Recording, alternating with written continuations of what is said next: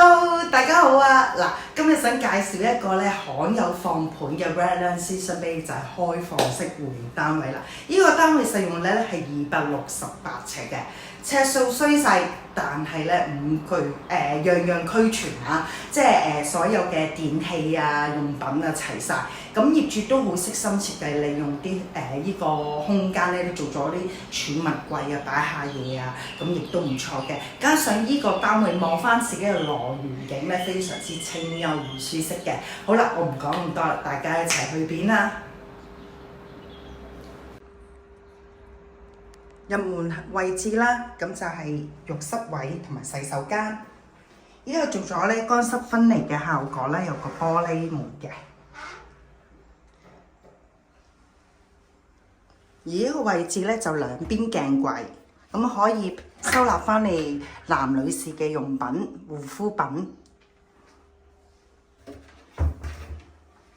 好啦，咁我哋出廳睇睇啦。咁行前少少呢度啦，上下格嘅。咁一般呢度放鞋啦，咁呢個咧就係電錶箱，咁都有個空間位置，咁擺設你哋嘅用品嘅少少。咁呢度一般都係鎖匙啊、銀包仔啊。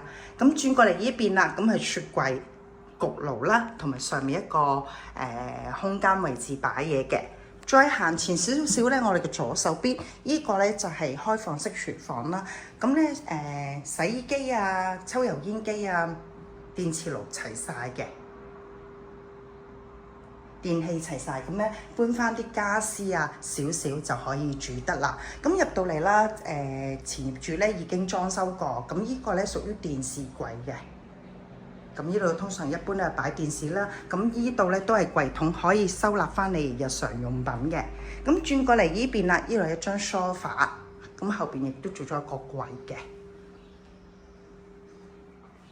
咁推門咧就向翻自己嘅羅園景啦，望翻非常之優質，一個闊大嘅露台啦，亦都環境亦都舒適。咁呢個單位咧就非常之超筍嘅，如果有興趣嘅話咧，想睇現場實景，隨時 call 我陳小姐。下條片見，拜拜。